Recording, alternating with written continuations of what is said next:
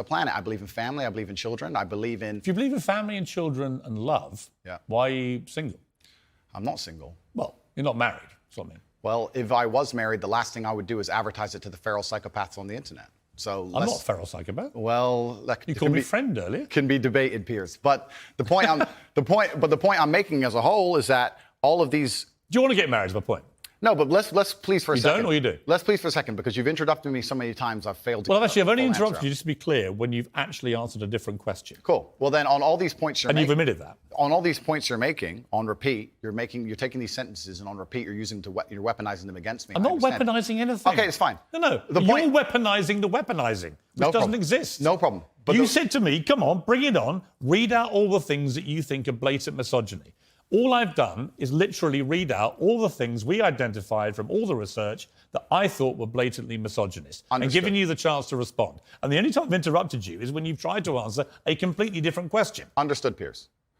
But these things were said in large context where often I'm talking about how, for example, on the same podcast where you've read one of them sentences from, I was talking about how it's a man's duty to die by a woman. And the guy asked me, he said, if 10 men with knives attacked your woman, wouldn't you just... I said, yeah, I'd stand and die. I'd never just run away, because I have a duty as a man. I must die on the spot to protect her honor and my honor. Mm-hmm. I'm talking about a man having responsibility to his duties. I'm talking about the old traditional ways of masculinity. And what happens is a few sentences from such a long conversation is taken and used against me. I understand that. So I want you to understand that I'm talking about protecting and providing for women. I'm talking about a man making sure... Do you want to get married? No, but we have to all feed into each other, Piers. I'm talking about protecting. It's not a hard question. No, but I'm talking about protecting and providing for a woman. I'm talking about a man being responsible for her safety. I understand. So of course I believe in men and women. Of course I believe in love. Of course I believe in marriage. Of course I believe in family. No, but the idea that I don't believe in the idea that I don't believe in these things is crazy. I didn't ask you if you believed in it. I asked you if you're going to get married. One day, absolutely. You'd like to. If I'm not married already, I will be married one day. If I'm not. Well, you might be secretly married. I could be married, correct. Why would you not tell me either way? Why would I advertise to the feral psychopaths of the world who have tried their very best to destroy me for an opinion about my private life and the things that are most sacred to me? Why would I do that? You think if you said you were married, everyone would hate you? I don't know about people hate me. It's about me understanding that I'm a hard target, but I am very, very protective of the people I care about. Right. But you believe in the concept of marriage? Completely. That's what we were talking about the whole time. What do you think? We talked about a man giving a woman away. Okay. I believe in marriage more than anybody. In fact, I believe in marriage no, please. Okay. I believe in marriage in the traditional sense. I believe a man has a duty to stand up and be a real man. I believe that the problem with the world today that we are facing is that not enough men are sticking to the age-old ways of masculinity. Mm-hmm. I believe that me standing up and saying a man must protect a woman and provide for her, so he needs to make sure that she's safe. He needs a degree of authority to protect her. I have no problem with... But people do have a problem with it. That's the world we're in now. Andrew, I'm over here. Sure. I don't have a problem with what you just said. Here's where my problem comes, right? There are a lot of clips of you floating around on the internet, as you know. One of them has you saying, bang out the machete, boom in her face, grip her by the neck, shut up, bitch. In another, you say, slap, slap, grab, choke, shut up, bitch, sex.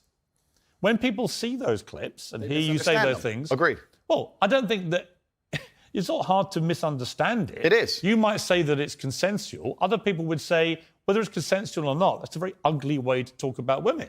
Completely. Now let's hitting them with machetes. No, watch the whole video. It's a girl coming at me with a machete and me saying, here, slap the machete out of her hand. She's attacking me. So you don't understand. This is the exact point. I do understand. No, people don't watch them in full. And this is actually what's interesting. And please don't interrupt me on this point. Social media has changed in modern times. YouTube 5 years ago was 5, 6, 7, 8 minute long videos. Now we have TikTok, 10 seconds, 15 seconds, 20 seconds, YouTube shorts, Instagram stories. Now anything you produce that's long form is cut down to very, very short form. They're interested in clicks, they're interested in engagement. Of course. They find the most controversial clips they can on purpose. You benefited from all that. Everybody benefits from social media views, as do you. Was it the Hustler? What is it called? I had an online school. Called? Hustlers University. Right. And their whole job was to promote your clips. Make you rich and famous. So you've benefited from this system, the one you now profess to hate. You've benefited from all I never said I hated it. You've clickbaited like the best of them. I never said I hated it. I'm saying what happened. I don't hate it. I don't hate social media. I think it's a very powerful force. I don't hate the social media. I'm saying the point is, I think you can talk, you can talk to girlfriends of yours, maybe a secret wife, I don't know. It's entirely up to you. Or two. Maybe you've got 10 wives, that's your business. I don't care, right? My only thing is, I don't care what you do in private. If it's consensual between you and another woman, you can do what you like, right? It's your life. I believe in freedom and liberty. It's when you say it in public, it's the influence that this kind of thing has on young men. Agreed. Right? And I speak with someone with 3 sons, right? Who are, by the way, they're intrigued by you. They're fascinated, right? You're a big thing in that world of TikTok and so on. So they all are aware of you and what you say. So they're all looking.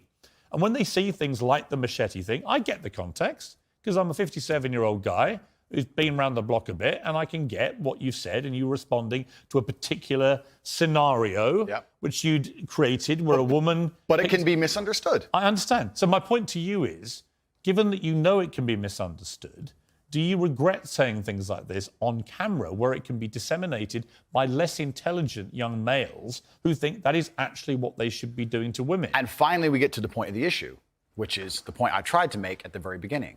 When I made a video before I was famous that got 500 views, me being concerned that 1% of people will misunderstand it was not relevant. Where you start getting 5 million views a video, 50 million views a video, 1% of people misunderstanding it doesn't change what becomes no, it doesn't. But it becomes a much larger problem. I understand. So with great fame comes great responsibility. Right. So I agree. Would I now that I'm famous, yes. do I say things the same way as I did back before I was famous? Absolutely not. Right. As neither would you or nearly any other famous person on the planet. So once you become famous, you have to be a lot more careful with how you say things. I understand. So my logical follow-up to that remains, do you regret then saying it the way you said it? I can't live in regret by saying something before I was famous on a camera which barely anybody watched, and then I became famous afterwards. That would be a very asinine way to view the world. So you stand by all those things? I can't live in regret because I didn't know I was going to become the most famous man on the planet. That regret would be the wrong word. Is it inconvenient?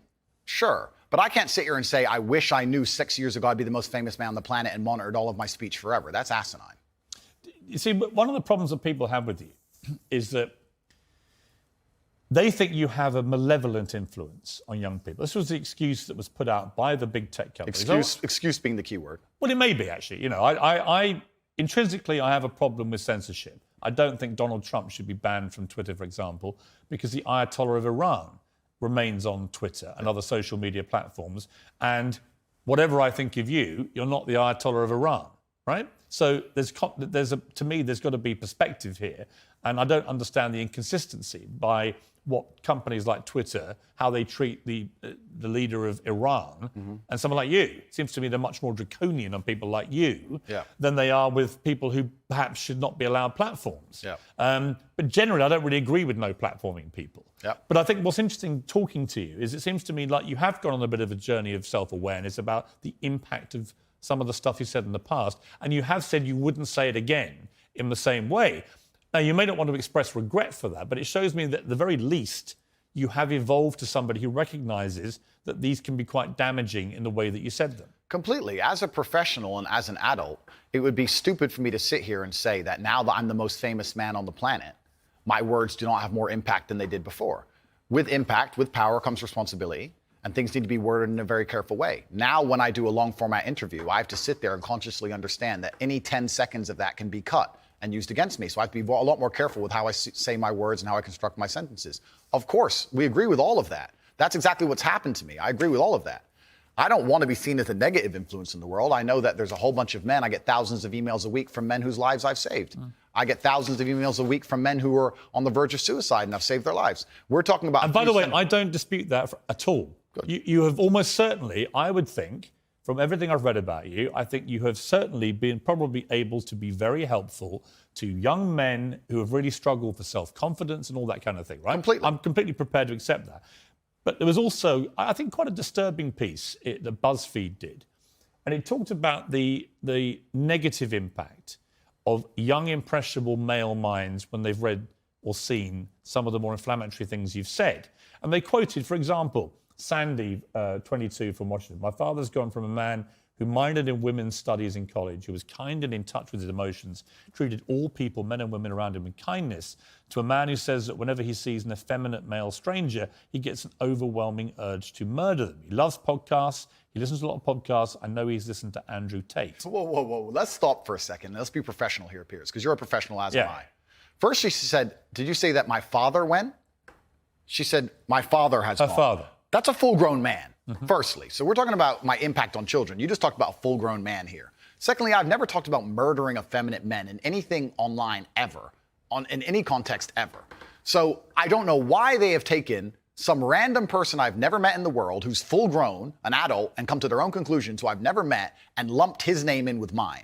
That is absolutely unfair on every level. I didn't read this BuzzFeed. I didn't read this BuzzFeed article, but after hearing the first point, I know it's trash. That is complete garbage. What to is your, say what that is I'm your the view? reason this man believes what he believes. I have seen a quote from you, and you can tell me what you feel here about this. Sure. You talk about people don't want to see men dressed up in dresses. Transgender. That's not exactly what I said. What did you say? I said the reason I am so popular and I'm so famous is that there's a large contingent of men who don't want to wear makeup, who still want to make money, go to the gym, be strong, drive a fast car, be traditionally masculine, and don't want to be shamed for that, and they don't want to be called toxic for that. That is the reason I'm so massively famous. That is what I said. What do you think of transgender people? That's nothing to do with me. I'm not transgender, and I don't understand the issue like they do. They can do whatever they